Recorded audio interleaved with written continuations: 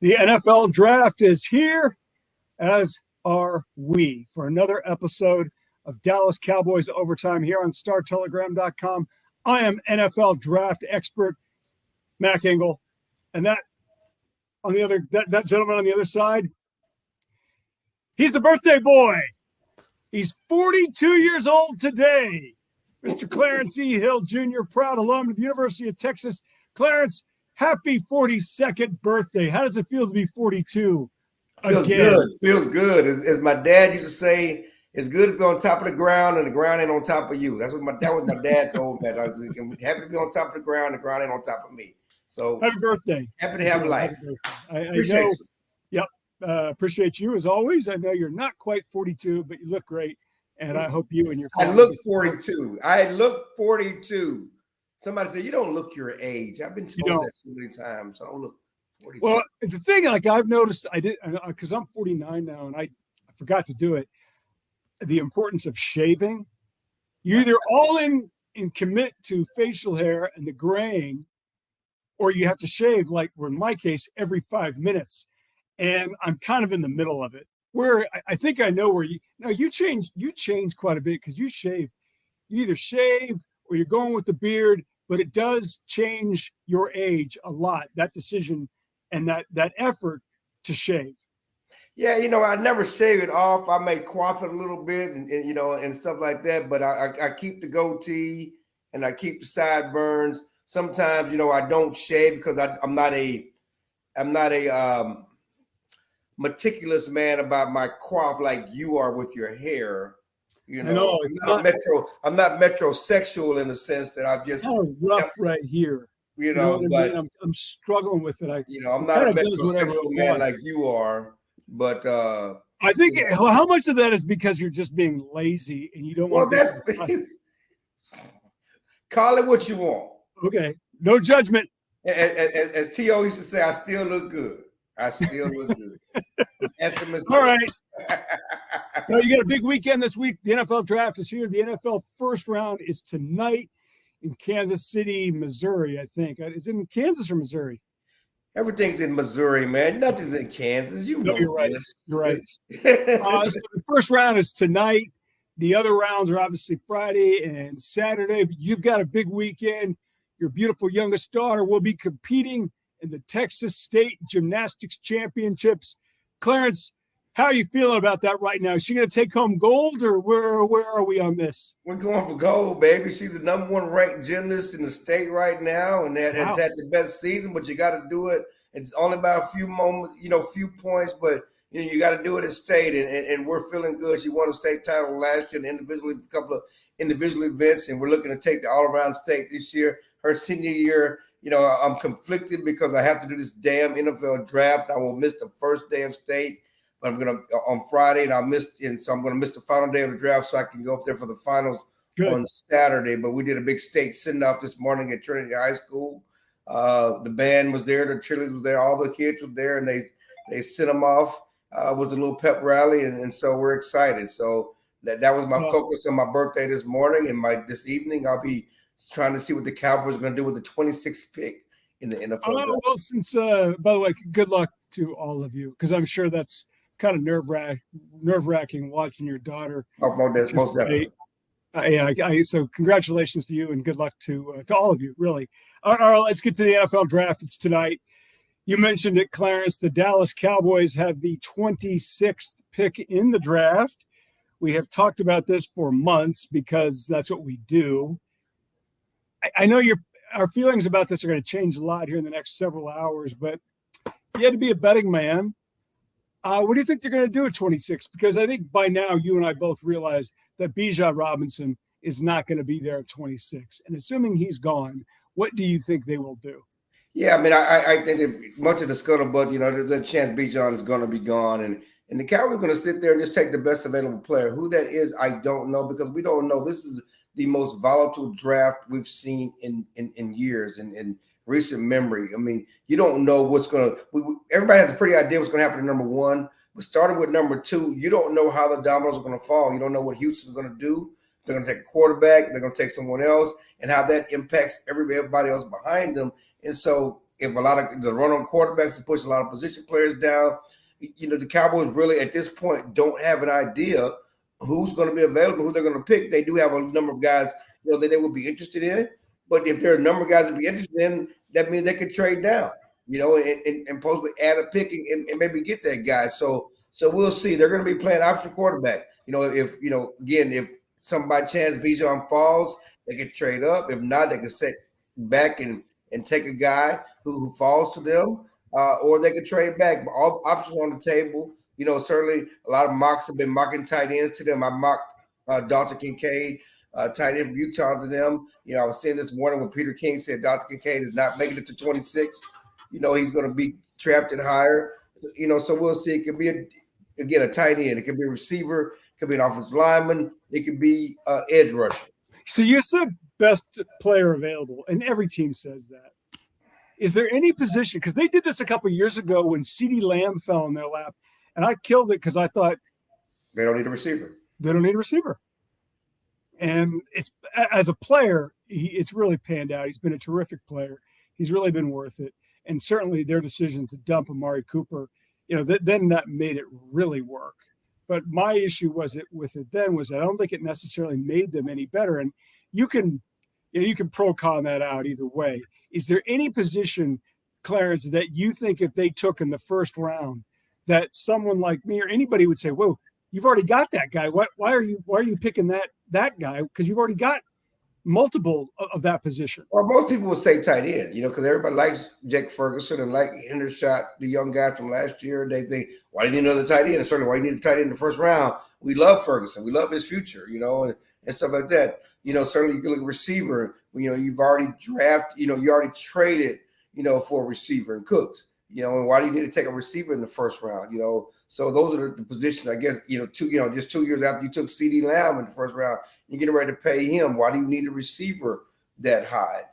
I would say those are the positions, that will be scratching your head, and maybe tackle. There's a chance they could take tackle as well after they took a tackle last year. Again, the Cowboys are in a position where they can take the best available player and let the chips fall where they may. All right, let's move on. The Dallas Cowboys did host the mandatory pre-draft press conference this week at the Star. You attended it. Jerry Jones was there along with Stephen Jones and head coach Mike McCarthy.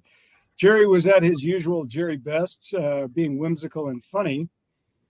So funny that he decided to make his head coach the butt of his jokes when he said the only thing that really needs to be any better is the coaching. Now, Clarence, you've covered Jerry forever. Anybody who's known Jerry for 5 minutes knows he was just kidding. But it is the one thing that struck me as odd is I don't know if he would have made that joke with any other head coach that he's had this century. Do you? Yeah, I don't think he would have made that with Garrett. And, maybe he'd have made it with Wade. I don't know, because Wade is such a jolly, hey, my boots are back in Texas guy. It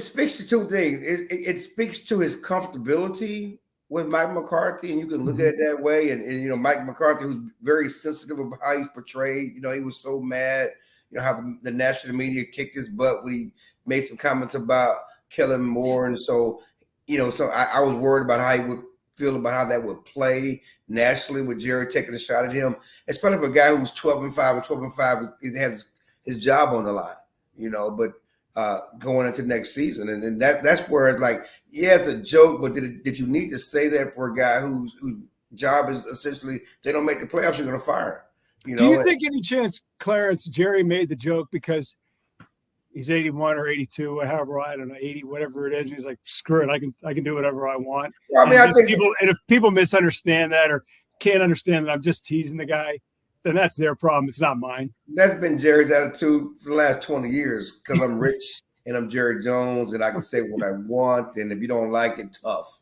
That was his attitude toward the pitcher in Little Rock. I mean, come on. That's his attitude toward everything. And, give it a look-see.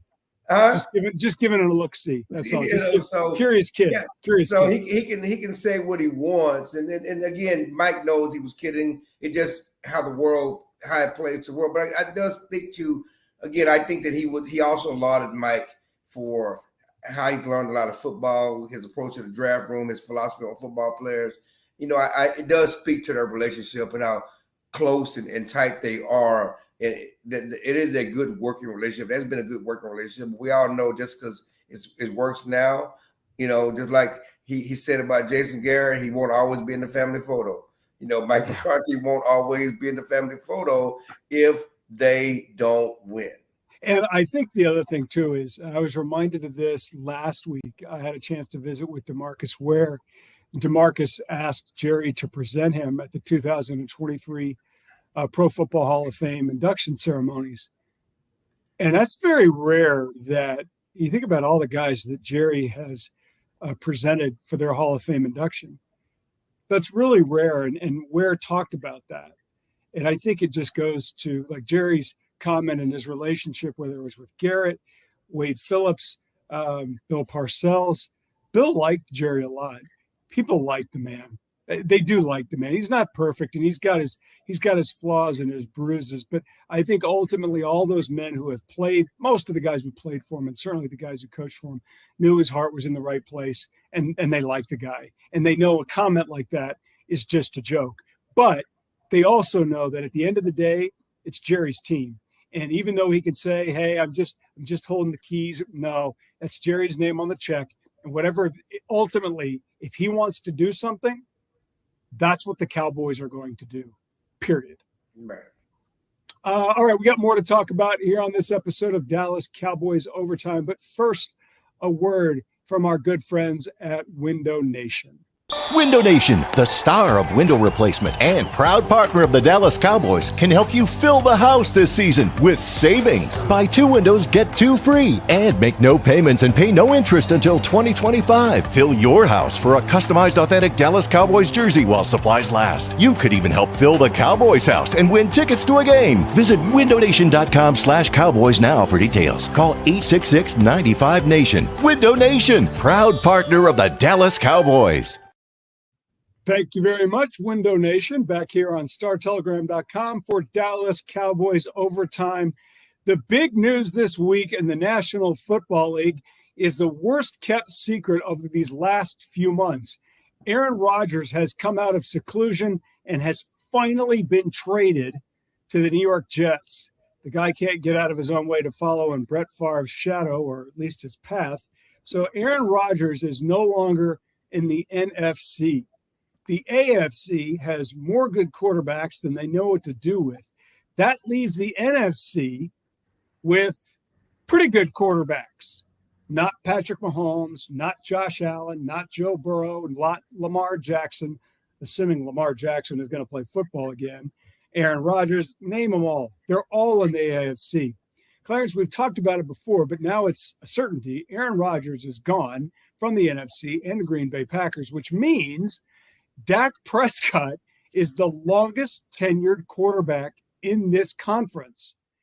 We've talked about it before, but it's worth mentioning it again. Is he the best quarterback in this conference? I think that most people will say Jalen Hurts is, just because he's coming off this high of the season that he had last year. Just got paid as the richest quarterback, on an annual basis in NFL history. And so I would say that people would say, certainly with the team he has around him, that he's the best quarterback. But, Jalen Hurts' season last year is no different than Dak's season as a rookie, except Jalen Hurts went to the Super Bowl and Dak didn't. But I would say, again, that Jalen Hurts had a better team around him, certainly a better defense around him than what Dak was playing with back then. But the bigger question, the bigger deal here is that there's this overriding question among Cowboy fans: can Dak lead the Cowboys to the Super Bowl? Why not? There's no Tom Brady, there's no Aaron Rodgers, there's no Hall of Fame quarterback that's standing your way. It is Jalen Hurts. It is, Jared Goff. It is, Matt Stafford. It's Kirk Cousins. It's, a bunch of guys, Derek Carr. Those are the quarterbacks, Brock Purdy. It's no future Hall of Famer in your wake. And if the Cowboys can get the right team around him, yes, I think Dak Prescott can lead the Cowboys to the Super Bowl. But if you look listing the top quarter of the NFC, he's one or two. You know, it's. You think he's better than Kirk? Is he better than Kirk Cousins? I think he's better than Kirk Cousins. Yes. So Kirk Cousins right now is a top 3 quarterback in the NFC. Jalen Hurts, obviously, is probably the best one given what he did last season. Yeah, it depends on where you want to stack Metcalf. Daniel Jones is in the conversation, Clarence. Daniel Jones. Right. So this is the quarterback crop. One of these guys are going to lead their team to the Super Bowl. So this notion that you need to be Aaron Rodgers, you need to be, Patrick Mahomes to get to the Super Bowl, that's not the case in NFC. Okay, so wait a minute. So we've seen since 2000 and let's say 2006-7, when the Cowboys have had at times the best team in the NFC. The best talent. The best talent. Sometimes not the best team because they've been one-sided. They've never really, they've only now had a championship type defense. But yes, probably they had Wade Phillips second to last season. They had a damn good defense. At times they have been really, really, really good. And at times you would say that's a team that if things are going right in January, they can get to February, but they haven't. When you look at this team now in this conference, San Francisco was not the best team. They got to the title game, and then they're down to their 8th quarterback because everybody's hurt. When you look at the Cowboys now, what would you say that bump is that you would say, okay, that's what's going to get them. That's going to be their Achilles, whether it's defense, offensive line, receivers, tight end, quarterback, because Dak's got to be a part of that discussion. And now more than ever, I would think he would be vulnerable, and he's going to get killed anyway. He can't win. He's the quarterback of the Cowboys. But what is that one area of this team, Clarence, that you would say that's the one thing that might get him again in January? I think it's offense again. I think it's firepower. They need more offense. I mean, I think that, last year, I think the defense played well enough to win. They didn't have enough. Once Tony Pollard was out, they didn't have enough offense, which is one reason why they went and got Brandon Cooks. And Stephen talked about getting more juice in this offense. They need more weapons. Right now it's Tony Pollard, Brandon Cooks, and who scares you on this offense? Does CeeDee Lamb not scare you? Tony Pollard, Brandon Cooks, but outside of that, you need more weapons. You need more options on this offense, which is why Bijan Robinson would be a perfect fit. Which is why a tight end that can stretch the field will be a perfect fit for this offense because you short up the defense. And you have to feel good about, what you have in the secondary now, opposite Trayvon Diggs with Stephon Gilmore. You know what you have on the defensive line. They need to be better on offense and better, more efficient. And the thing that no one talks about that hopefully they add in this draft, a damn kicker. People don't. I forgot about that. A damn kicker. I mean, it's ridiculous that you go into the season or the playoffs last year not trusting your kicker. And we won't know how that affected the play call, affected the confidence of that team. But, we're not blaming. We're not blaming anything. I'm just saying, no, you can't. It's a hole that needs to be filled. They don't have a kicker. I'm not going to deny that, but we're not going to sit here and lie to anybody and say, well, why didn't they get to the title game? Well, there's a kicker. No. Again, I'm just saying we're talking about holes. You talk about things that need to be improved. Okay. I can say that. That's what we're talking about. You started going down the road of, well, we don't know how it affected play calling. It didn't. The guy got the yips at the worst possible time. They yipped the second time. I mean, this guy was lights out before, and then you give him another chance. He's lights out, and he fucking goes. He goes off the rails. Hey, he goes off the rails. Going off the rails. Nice job there, Clarence. That's Clarence E. Hill Jr. If you want to find him on email, I'm sure you can.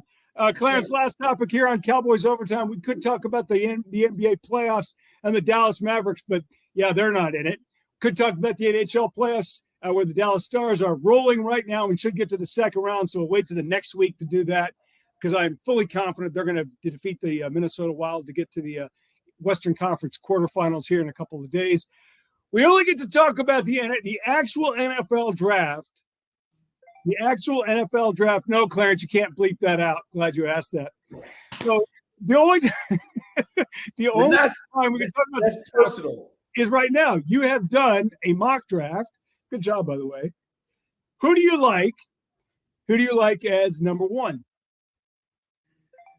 in the draft. I mean, I think they're taking Bryce Young. Of course they're taking Bryce Young. I mean, I think that's the only sure thing right now in the draft is the Carolinas are taking Bryce Young. But after that, after Bryce Young, our bets are off. Is there any player like they're taking them because everybody picks a quarterback now? Number one, everybody's desperate for a quarterback, and maybe they'll get lucky and they'll find Josh Allen, Joe Burrow, Lamar Jackson, that guy. So you got to take that risk, and maybe Bryce Young is that guy. I don't know, Anthony. I like Anthony Richardson a lot from Florida. I thought he was really good. It's hard to dislike really any of these guys, but is there any player on that list that you say, man, that's because I've got one in mind that I look at and said, man, of all the top 10 guys, that's the one who I'm convinced is a major winner and going to be Pro Bowl, All Pro type in a year or two. Whereas there's another one. What's that? Bijan Robinson. So you think Bijan's going to go 8 to Atlanta? Because I've seen a lot. I haven't going 8. I've just talked to my guy in Atlanta. There's a lot of sentiment, especially with that head coach who came from Tennessee, who's a run-oriented coach. It would fit well for them. But I got him going 8, 10. If he does, New England could take him. Tennessee could take him. The Chargers, Tampa Bay, all of those are options, for Bijan Robinson. But the highest he could go would certainly be 8. The one I like is Bijan because obviously you're going to plug him in. He's going to be a starter and a Pro Bowl caliber player from week 1 because that's what running backs do now in the NFL. The other one I love is Will Anderson, the linebacker from Alabama. I love that guy. I don't know where he's going to go. He's a top 4 player. But to me, when I look at the safest pick, 2-contract guy, it's Will Anderson. The guy who scares me to death, I think just has bust written all over him, is Will Levis. Will Levis, to me, looks like a Jamarcus Russell starter kit. Guy looks amazing, can throw a pass 100 yards standing on his head. But where does that get you in a game?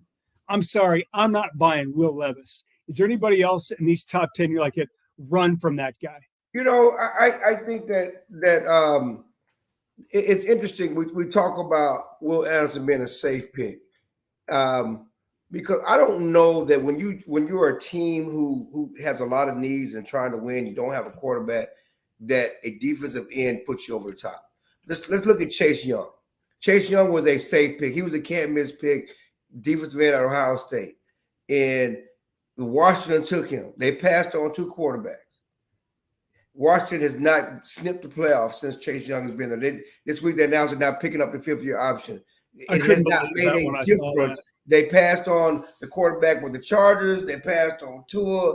If they would have had the quarterback with the Chargers, I think they would have made the playoffs the last couple of years. Chase Young has not made a difference. Look at our guy from Texas A&M, and I love him. That's with Cleveland. A great defensive player. Huh? Miles Garrett. It has not helped that team go to the top. You say that's why you take a quarterback, because if you hit on the quarterback, it makes a difference for your franchise. If you hit on the end, it does not put you over the top, especially when you're a franchise that's at the bottom. Now, if you're competing to win and you need that, and you already have a quarterback, yes. But if you don't have a quarterback, taking a defensive end does not put you over the top. Okay, let me ask you this. If you're Chicago and you invested in that first pick because you missed so badly on Mitch Trubisky years ago, right? They missed on him. They could have had Mahomes. They went with Trubisky. Trubisky's a bum. He can't play. Now you put in Justin Fields. Justin's played, I don't know. He improved over the course of the season. I think has he improved enough? Has he improved enough? Because I know one of the mock drafts I've seen, at least on Yahoo and other ones, which is Chicago trades up with Carolina to select Bryce Young. Well, if they select Bryce Young, Justin Fields is gone. And we traded them. But that's what I'm saying is Chicago feels so good about Chicago had the number 1 pick. They traded out of it. Okay. Yeah. It's Carolina who traded up to get the number 1 pick. No, you're right. Chicago could have taken Bryce Young. They like their quarterback. They do like the future of their quarterback. He is a weapon. They need players. They need to improve the team around them. They need to get him offensive line. They need to get him Bijan Robinson running back. They need to get him better defense. But they do believe they have their quarterback. Now they're ready to take that next step. But if you don't have a quarterback, you have no chance. Well, then if you're Houston, because this is one of the mock drafts that I've seen, is Houston takes Will Anderson. That's what they say. All the arguments that you make about Chase Young and all those other guys, those defensive players going into teams that are just kind of average, you can't argue. Will Anderson is not going to help Houston win more games this year. A defensive end is not going to help. Will Anderson is not going to help Houston win more games this year. No, I mean neither did Jadeveon Clowney. Although they had a nice little bump when he was with JJ Watt. But they already had more than just Clowney. But Will Anderson is not going to have that bad Houston team win more games this year. So you think he's going to fall potentially because of all these teams who are desperate for quarterbacks? I don't know. I mean, there are people that are talking about, because the Cardinals could take him with the third pick. I mean, he's not going to fall too far. But there's certainly talk of Will Anderson and the kid Tyree Wilson out of Tech could go in front of Will Anderson. Oh yeah, defensive end. There's a lot of talk about Houston taking him because he's tested off the charts. But again, I'm just saying that I understand why you take a quarterback. Because if you don't have a quarterback, you have no chance. Last thing we're going to talk about real quick on Cowboys Overtime. TCU projects to have a record haul of players drafted in this class. Kendre Miller, Steve Avila, Quentin Johnston, D. Winters, Max Duggan potentially, on and on. Clarence, yep, Trey Hodges Tomlinson for sure. Clarence, right after the season, Quentin Johnston was top 20. Best receiver in the class. Now it's Quentin, don't bother coming to Kansas City. We're not sure if you're going to be in the first round. We've seen this with TCU all the time. Clarence, who do you think goes higher, Stephen Avila or Quentin Johnston? That's a coin flip because I heard today, at least, some people talking about Stephen Avila is rising up boards and could be in the first round. And certainly we know the talk that there's a chance Quentin could go in the top 30, go early second round. So it's a coin flip right now. But both of those guys will be drafted in the first two rounds. Both of the guys are going to be drafted high, and both of the guys will have long NFL careers. I guarantee you that. All right. Clarence, thanks for everything. Happy birthday again. Best of luck to your daughter this weekend in the state gymnastics meet. Are we going to talk about our coworker and his car buying experience? I mean, we should mention this. I'm glad you brought that up. This will probably be our best segment. So we have a new colleague, a young man named Lawrence Dow, who is now living in the Metroplex without a car. Never owned a car, just got a driver's license. He's 28 years old. Clearly you're not from Texas. Well, he's from Philadelphia, and you can live in certain cities, Philly, he went to college in DC. New York City, Boston, Chicago, maybe. There's a few cities in the United States where you can live without a car. Philly's one of them. So then he goes to USC for graduate school. I don't know how you live in Los Angeles without a car, but he didn't. Now he's in Fort Worth, and he doesn't have a car. So he's leaned on us, or we basically said, you need to talk to us before you buy a car. What is the number one piece of advice that you would give to any young person looking to buy a car? I don't know. I would say don't go to those you buy them, you totem lots. Number one, or whatever you buy here, pay here lots. But the first car he sent us, at least sent me, and I guess he sent you, had flood damage. Yeah, it was a great deal. Flood. I'm like, why is this car like it has flood damage? Okay, this is what you need to know. One, never buy a new car. Well, okay? We definitely don't buy a new car for sure. Never buy a new car. When you're gonna buy, because the new car depreciates by at least minimum 10% the second you drive it off the lot. There's number one. Number two, if you're going to buy certified pre-owned, we don't call them used, certified pre-owned, make sure that car was not a rental car. Never buy a fleet car. Never buy the rental car. Oh, it's in Vegas. Oh, never buy a rental car. No. We don't know what the owner did. What the owner did is fine.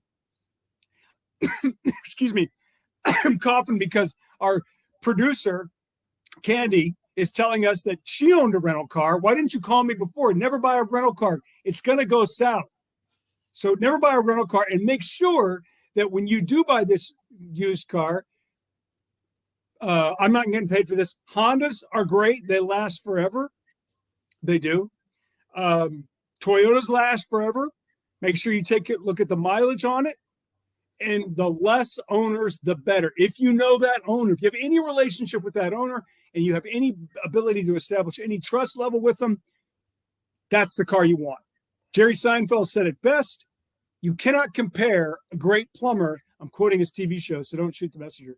You can't compare having a great car mechanic to sex, because finding a good car mechanic and a good car is way harder than finding the other. So, Lawrence, make sure you buy a car that you trust and you do not buy a car that had been a rental ever. Clarence, any other words of advice? I'm just trying to figure the car and the sex thing. I'm trying to figure that analogy. It's a Jerry Seinfeld joke on his TV show, and he was dead on right. He had a mechanic he trusted. It was David. He didn't trust his sexual partner? No, his point was finding a mechanic you trust is way harder than the other one. And he's 100%, and he's right. I hope Lawrence has success with both.